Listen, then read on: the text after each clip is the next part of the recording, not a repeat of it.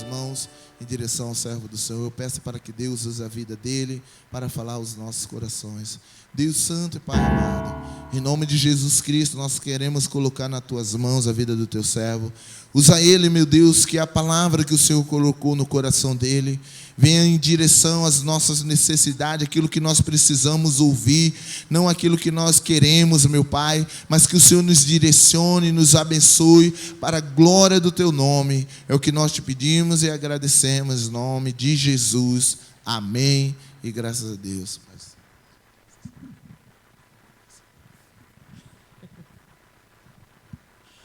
Cumprimento a todos com a paz do Senhor Jesus. Pode tomar assento, irmãos. Glória a Deus. O Robenil está cochichando aqui no meu ouvido aqui, viu? Está de brincadeira. Irmãos, vamos abrir a nossa Bíblia no livro de Lucas, capítulo 15. É uma passagem bastante conhecida por nós e vamos tentar explanar ela um pouquinho. Irmãos, eu senti no coração de estar dando um parecer, mas é que eu senti no coração, tá, irmãos? Estava aí no banco e Deus me tocou no coração. Os irmãos, ultimamente estão me vendo muito de esporte chique, né? Calça jeans e camisa. Na realidade, não é proposital isso. Dentro de casa, trabalhando dentro de casa, eu fiquei lá alguns dias sendo cuidado pela minha esposa. Geralmente eu estava na rua, então me alimentava mal, o dia inteiro caminhando para cima e para baixo. E esse tempo que eu fiquei dentro de casa trabalhando em home office, ela estava lá cuidando de mim. E eu peguei umas graminhas a mais. E nessas graminhas a mais, eu perdi todos os meus ternos. Todos.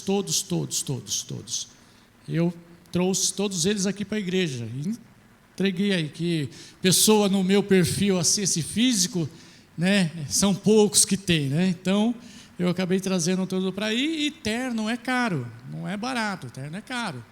Então, eu tive que aplicar um dinheiro na calça jeans, na camisa, né, para poder, a princípio, controlar, porque até então a gente ainda não sabe se volta para dentro de casa, se volta para a empresa. Hoje eu estou no escritório, tá, irmãos? Só um parecerzinho rápido, porque eu acho que, para os irmãos não acharem que nós estamos relaxados, não, mas é essa situação real, tá bom, irmãos? No livro, capítulo 15, o verso 11, vai dizer assim: e disse: um certo homem tinha 2 filhos, e o mais moço deles disse ao pai: pai, dai-me a parte da fazenda que me pertence. E ele repartiu por eles a fazenda. Poucos dias depois, o filho mais novo ajuntou tudo e partiu para uma terra longínqua. E ali desperdiçou a sua fazenda, vivendo dissolutamente. Amém? Como já disse, essa palavra aqui, ela é conhecida de todos nós, mas Deus, ele tocou no meu coração para que eu pudesse estar trazendo ela, e dentro do que ele me trouxe, né, eu quero passar com a igreja. Nós percebemos aqui uma situação que hoje, pela lei, tá?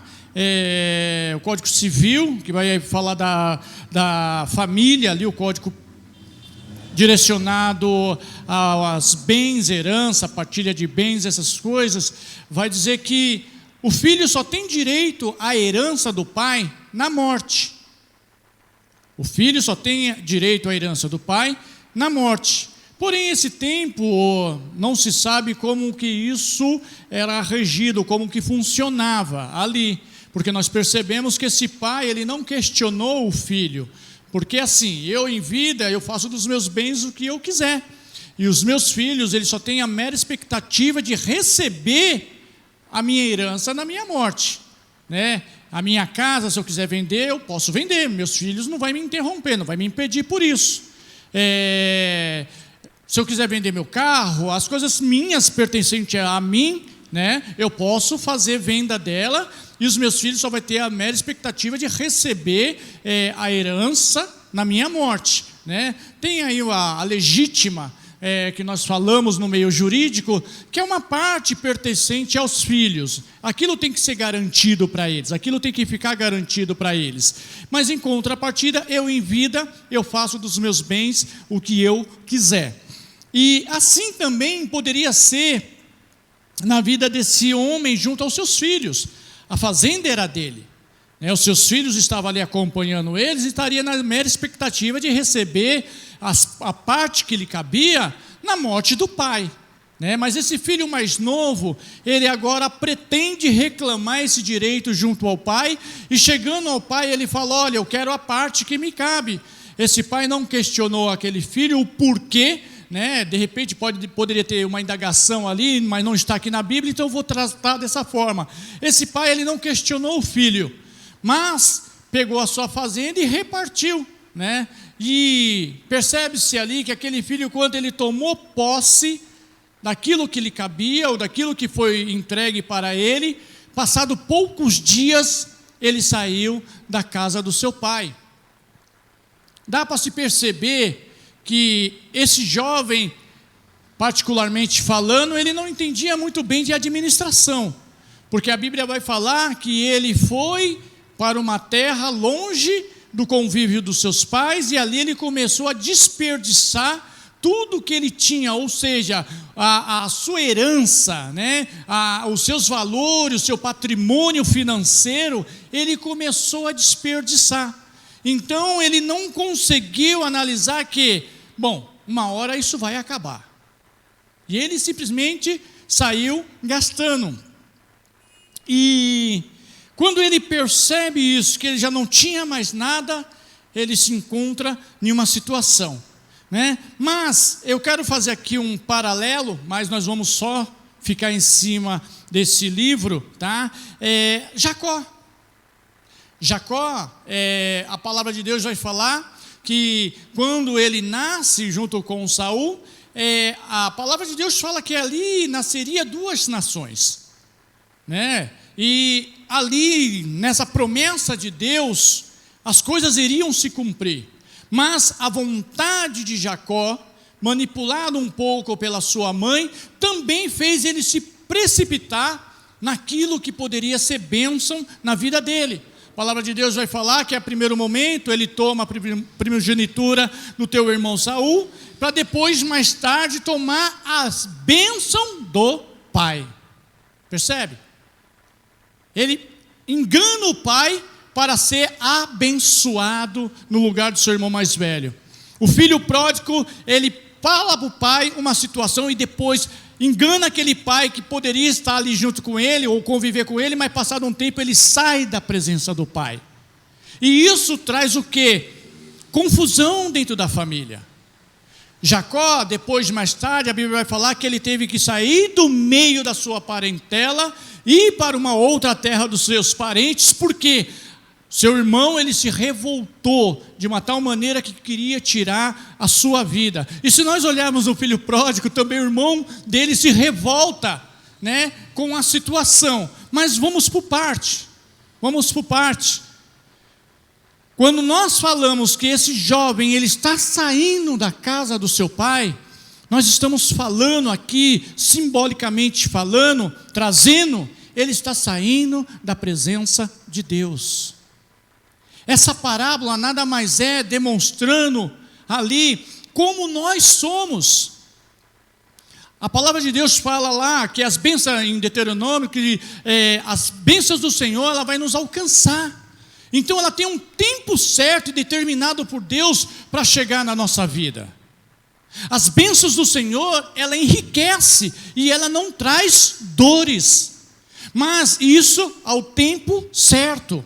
Nós vemos 2 situações que esses filhos tentaram antecipar a bênção. Esses 2 filhos foram à busca de uma forma precipitada, mas trazendo para dentro do filho pródigo, ele quis porque ele quis que ele fosse abençoado antecipadamente. E quando isso acontece, por uma falta de administração, não sabia administrar, ele aproveita os valores e sai da presença do seu pai. Assim é na nossa vida. Quando nós pedimos para Deus as bênçãos do Senhor, e ela tem um momento certo para chegar nas nossas vidas, nós queremos atropelar, nós queremos passar na frente. Nós queremos, de qualquer forma, demonstrar que nós estamos bens. E nós fazemos coisas, às vezes, que não é o querer de Deus na nossa vida, somente para alcançar. E isso eu estou falando não é na área financeira somente, não. Eu estou falando no relacionamento familiar. Eu estou falando no relacionamento conjugal. Às vezes a palavra de Deus está falando para você: se aquieta, se acalma, se apresenta em oração, que é o tempo determinado eu vou salvar o seu esposo, vou trazer o seu esposo, vou trazer o seu filho. Mas nós queremos de qualquer forma, e queremos dessa forma, de uma forma dissoluta, irresponsável, chegar e pressionar para que aquilo aconteça. Às vezes vai até acontecer por causa da nossa pressão, e essa pessoa, seja filho, seja marido, seja esposa, vai até vir para poder te satisfazer ou amenizar aquela pressão que ele está sofrendo, de tanto você pressionar. Mas no final não vai ter o resultado, porque ali não era a vontade de Deus, mas era a sua vontade. Ali era o seu querer. Da mesma forma foi a vida desse menino. Era a vontade dele, não era a vontade de Deus naquele momento. Abençoá-lo para que ele pudesse ser próspero. Mas simplesmente ele foi querer antecipar. E diz a palavra de Deus que agora ele sai da presença do Senhor, da presença da sua família, do seu pai. E assim não vai ser diferente conosco.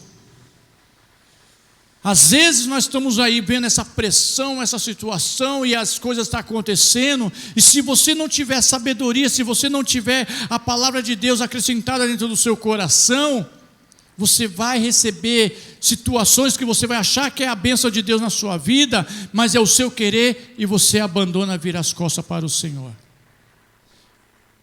Você vira as costas para Deus. E não vai pensar que nós só vivemos dissolutamente lá fora, não. Pelo contrário, às vezes dentro da igreja mesmo, nós estamos vivendo de uma forma dissoluta, não glorificando a Deus, não honrando a Deus, não verdadeiramente atribuindo a palavra de Deus dentro da nossa vida. Eu tive uma situação que eu fui indagado e chegou ao meu conhecimento, a narrativa dos meus filhos, até conversando com a minha irmã, acerca da minha conduta, acerca da minha postura. Mas eu, conversando com a minha esposa, falei: Lu, você sabe que assim, eu tenho a minha particularidade com Deus, eu tenho o meu envolvimento dentro da palavra do Senhor, eu busco a palavra do Senhor, e Deus, Ele fala comigo da maneira que Ele quer. Eu não preciso ficar me apresentando, eu não preciso ficar expondo que eu sou uma pessoa que eu sirvo a Deus. Eu acho que o dia a dia da minha vida, o quanto eu procuro fazer em prol da minha casa, trazer o sustento, aprimorar a minha vida profissional, me relacionar com as coisas dentro da igreja, dentro da minha conduta, eu acredito que os meus filhos poderiam perceber isso, observar isso e simplesmente acatar e não questionar e não julgar a minha pessoa nesse sentido. Mas às vezes tem coisas que ela precisa sim ser demonstrada. Como ser demonstrada? A confiança em Deus. Não virar as costas para o Senhor, porque nós vamos ser bombardeados, e nós já estamos sendo bombardeados com diversos tipos de informação, e cada vez mais nós estamos buscando nos proteger, cada vez mais nós estamos buscando nos guardar, nos revestir de uma armadura que aparentemente parece que Deus está no negócio, mas na realidade nada. Se nós não olharmos a palavra do Senhor, se nós não se atentarmos à palavra do Senhor, nós vamos chegar uma hora que nós vamos ficar nessa situação dissoluta, sem o entendimento daquilo que Deus quer para com a nossa vida e o tempo que isso vai acontecer, e nós vamos acabar abandonando a casa do Senhor. Nós estamos vendo aí mensagens e mensagens, como o pastor falou no domingo, homens se levantando contra a igreja, para fechar, saiu aí uma matéria para fechar a igreja. E se nós não nos atentarmos a nos revestir e esperar o momento certo de Deus para com a nossa vida, nós vamos estar vivendo dentro da igreja de uma forma dissoluta ou irresponsável. Poucos dias depois, o filho mais novo ajuntou tudo e partiu para uma terra longínqua. Olha que coisa interessante. Quando nós saímos da presença de Deus, aqui está dizendo que nós vamos buscar, quanto mais longe possível, nos distanciar. Por quê? Porque bem provavelmente, se nós estivermos perto, nós vamos ficar ali, meu Deus, será que eu estou certo, será que eu estou errado? Nós vamos cochear em dois pensamentos, nós vamos ficar lá meio quente, meio morno, mas o inimigo ele é tão sujo, que ele vai trazer o propósito no seu coração, para que você se distancie da palavra de Deus, ou da casa do Senhor. Como assim, irmão Marcelo? Tem coisas que você nunca atribuiu na sua vida, ou você já anterior atribuiu, mas você hoje na presença do Senhor, pela renovação em Cristo Jesus, você foi transformado e você abandonou tudo aquilo. Mas quando nós nos afastamos da casa do Senhor, quando nós nos afastamos do Pai, nós vamos querer correr quanto mais o possível para longe, para poder fazer aquelas práticas erradas, para fazer as coisas erradas. Porque foi assim, porque de repente se esse jovem ele estivesse próximo ao pai, o pai poderia aconselhá-lo. Se ele estivesse ao lado do pai, o pai poderia dar conselho, falar: filho, espera aí, você está gastando a sua vida nisso, mas isso daí não é bom. Filho, peraí filho, o que você vai fazer com isso? Ah, pai, eu vou fazer isso, isso e isso. Não, filho, não faça, porque se você fizer, você vai perder tudo que você conquistou. Isso está para nós. Nós conquistamos bastante coisa abençoada por Deus, que é a nossa casa, que é a nossa família, e nós não podemos nos distanciar, nós não podemos nos afastar, aleluia, da casa do Pai, onde vem a orientação de que forma que nós vamos conduzir a nossa casa, da forma que nós vamos conduzir a nossa família. Nós temos que continuar ouvindo os aconselhamentos de Deus acerca da nossa vida. Sabe por quê? Porque nós lá atrás rejeitamos tudo a viver dentro da casa do Senhor, ou seja, submisso à palavra de Deus. Esse filho, quando ele era submisso à palavra do pai dele, a vida dele ia bem. A vida dele ia bem, mas quando ele deixou de ser submisso, saiu da submissão da palavra do pai, deu tudo errado. Deu tudo errado. E o que ele fez para que isso pudesse colaborar? Se afastou. E é o que nós estamos mais vendo nos dias de hoje, pessoas se afastando. Se afastando. Por quê? Porque não quer ouvir aconselhamento, não quer ouvir o pastor falar. Olha, isso está errado. A representatividade de Deus nessa terra é o pastor. Lógico que nós sabemos que ele é o anjo de Deus dentro da igreja, mas ele representa aqui a vontade de Deus, porque é através da boca dele Deus fala com a igreja. E é assim, às vezes nós não queremos a repreensão. Quem quer ser repreendido? Mas a sua maior vitória, a sua maior bênção, às vezes não está na palavra mansa, não está no tapinha nas costas, mas sim na repreensão. Porque a repreensão vai te fazer meditar. E quando você medita naquilo que você foi repreendido, você começa a dar valores. Se verdadeiramente você merece, ou você vai continuar naquela conduta, ou se você muda aquela conduta. Mas esse filho não. Esse filho, ele se distanciou. E passado um tempo, no versículo 14, 15, vai estar falando isso, que naquela terra começou a padecer a necessidade, fome, e aquele jovem já não tinha mais nada, e ele simplesmente começou a procurar alguma coisa para fazer. E olha que coisa interessante, o inimigo é assim, ele vai te levar para uma terra distante, ele vai te levar lá para o mundo do pecado, ele vai te levar lá para o mundo da perdição, ele vai te levar lá para o mundo da briga, da contenda dentro de casa, da divisão, da separação, ele vai te levar para lá, para que você gaste tudo, aleluia, que você adquiriu aqui dentro da casa do Senhor, para que você jogue tudo fora, na falta de sabedoria, na falta de uma pessoa para te aconselhar, de uma forma dissoluta. Você vai gastar tudo, e quando você deixar de ver as coisas de Deus na sua vida, quando você deixar de perceber quanto Deus te ama, Ele vai te fazer o quê? Ficar sozinho com fome. Aqui, esse jovem, ele correu para querer desejar comer a comida dos porcos. Para os judeus, os porcos eram terríveis, eram amaldiçoados.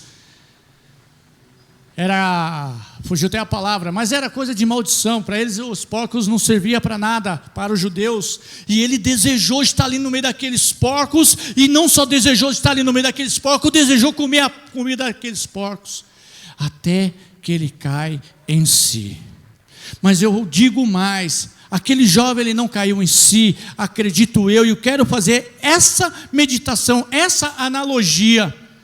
Ele não caiu em si por conta própria, mas creio que o Espírito Santo de Deus movia o coração dele, por mais que seja uma parábola, por mais que seja uma história contada por Jesus Cristo, mas a meditação nos faz crescer no pensamento, a entender que o Espírito Santo ainda estava ali para fazer aquele jovem reconhecer os seus erros, e reconhecendo o erro, ele desejou voltar para a casa do Pai. Aleluia! Ele desejou voltar para a casa do Pai. E ele desejou voltar para a casa do Pai de uma forma humilhante, entre aspas, porque trabalhar não significa humilhação, né? Mas ele já tirou o título de filho, já tirou a existência de filho e quis se colocar como servo. Aleluia! O Senhor não nos chamou para ser servos. A servidão, quando nós falamos acerca de alguns trabalhos, algumas obras, a gente tem que saber interpretar o momento dessa servidão, mas o Senhor nos chamou como filhos, e nós não vamos perder a nossa nomenclatura, patente, aceitação de Deus, que nos trouxe, nos resgatou e nos chamou como filhos. Aleluia! Aleluia! Esse jovem ali, ele já estava começando a confessar os seus pecados. Ele já estava começando a confessar os seus pecados. Melhor é nós confessar as nossas intenções do que os nossos pecados. Por que, irmão Marcelo, confessar as nossas intenções? As nossas intenções, nós não praticamos o pecado ainda. Mas passa na sua cabeça, passa na nossa mente. Eu vou chegar em casa, eu vou chutar o pau da barraca e vou brigar com a Luciane. A Luciane hoje vai ver. Mas chego em casa, a Luciane ela vem assim, amor, e dá um beijinho. A minha intenção de brigar com ela só ficou na intenção. E eu vou chegar para Deus, Deus me perdoa, porque eu vim no meio do caminho, eu falei que ia brigar com a minha esposa, e ela, olha o que ela fez por mim, Deus. Agora se eu chego em casa, ela, amor, nada, e pá! Aí eu cometi o pecado. Então é mais fácil nós confessarmos as nossas intenções do que os nossos pecados. Então, se você está dentro da casa de Deus, ore a Deus, busque a Deus, para que você não saia de dentro da casa do Senhor. Por mais que passar no seu coração, no seu desejo de sair da casa do Senhor, aleluia, passou somente intenção. Dentro da sua casa, a brigar com o marido, a brigar com o filho, só passou na sua cabeça, mas você não foi para vias de fato. Você chegar e dar a bronca, e castigar, e querer humilhar o filho ali, porque ele fez alguma coisa de errado. Não, peça sabedoria de Deus, porque você está tendo conexão, você não está em uma terra distante, Deus ainda está falando contigo, e falando contigo, Ele vai te dar sabedoria, para poder passar naquela situação. É só a intenção da briga, mas a briga de fato não aconteceu, aleluia. É mais fácil pegar, nós pedimos perdão das nossas intenções, do que dos nossos pecados, aleluia.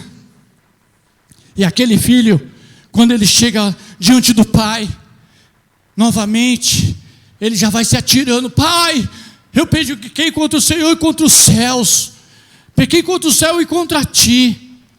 Aquele pai poderia: rapaz, agora é nós dois. O que você fez de errado, rapaz? O que você fez? Que conversa mole que é essa? Que conversa boba que é essa que você está falando aí?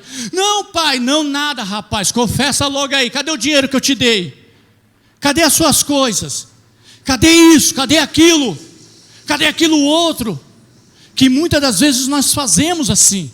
Nós queremos, ouviu, acho que foi o Robenilson, ser juízes. E quando nossos filhos fazem alguma coisa de errado, ou eles metem alguma coisa de errado, nós não paramos para meditar de que forma que nós podemos ajudá-los. Mas nós vamos para cima, castigando mais ainda, afrontando ele naquele erro, querendo mostrar para ele aquele erro. Mas não, esse pai, na hora que ele vê o filho, ele não deixa nem o filho falar mais nada. Quanto: pai, eu pequei contra ti, eu pequei contra o céu e contra ti. Está escrito aqui na palavra de Deus. E quando aquele pai olha aquele filho, ele fala: ei, servos, pega a melhor roupa para o meu filho, prepara lá uma festa, vamos matar o novilho. Por quê? Olha, traz tudo e vamos festejar. Sabe por quê?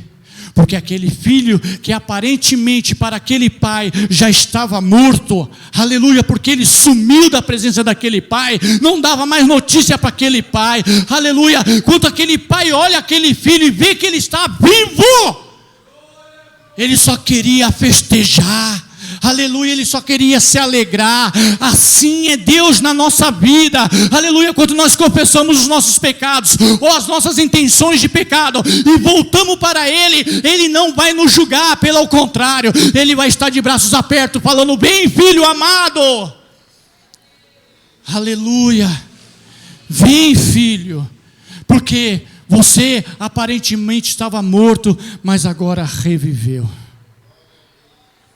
Aleluia. E ali foi feito um grande banquete.